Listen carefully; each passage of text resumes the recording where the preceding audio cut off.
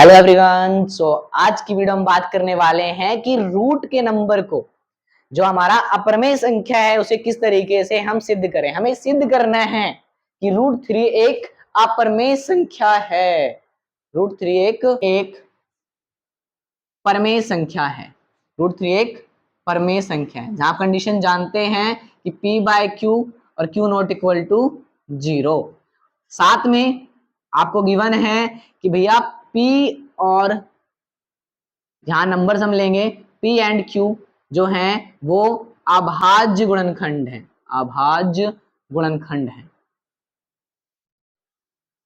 देखिए root three upon में 1 is equal to क्या हो जाएगा आपका p और q, जहां पर हमारी कंडीशन है कि p और q जो है वो अभाज्य गुणनखंड है। चलिए सॉल्व करते हैं। क्रॉस मल्टीप्लाई करा हमने तो root three q equal to p आ गया।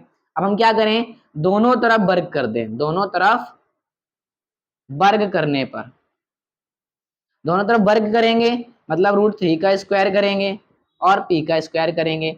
रूट का जब भी स्क्वायर करते हैं तो नंबर बाहर आता है, q का स्क्वायर हो जाएगा q square is equal to p square. तो यहाँ पर हमें एक कंडीशन दिखाई दे रही है। क्या कंडीशन दिखाई दे रही है, कर देते हैं कि p स्क्वायर डिवाइड बाय 3।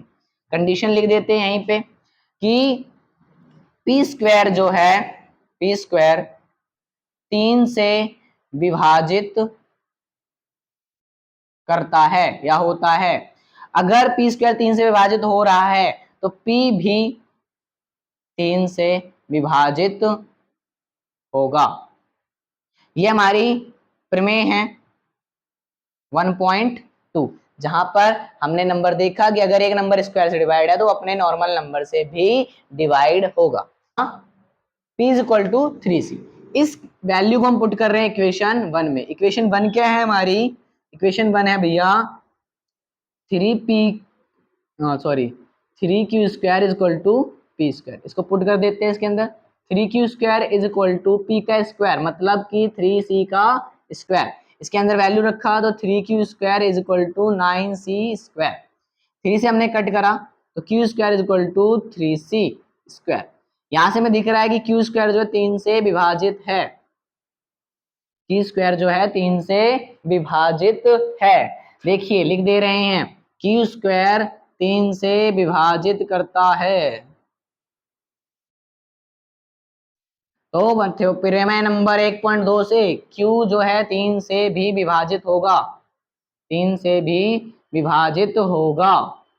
अगर q स्क्वायर विभाजित हो रहा है तो 3 से भी विभाजित होगा। तो यहां पर देखिए, यहां पर में क्या दिख रहा है, 3 जो है 3 p व q का उभयनिष्ठ गुणनखंड है।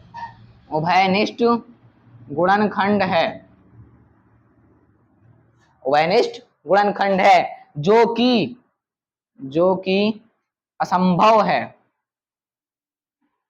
इसका मतलब जो संभव नहीं है, जो हमने माना है वो क्या हुआ, गलत। यह एक विरोधाभास की स्थिति है। यह एक विरोधाभास की स्थिति है जो हमारे गलत मान के कारण, जो हमारे गलत मान के कारण उत्पन्न हुई है। उत्पन्न हुई है। जो हमने माना उसकी वजह से हमारी जो स्थिति उत्पन्न हुई है वो क्या है, गलत है।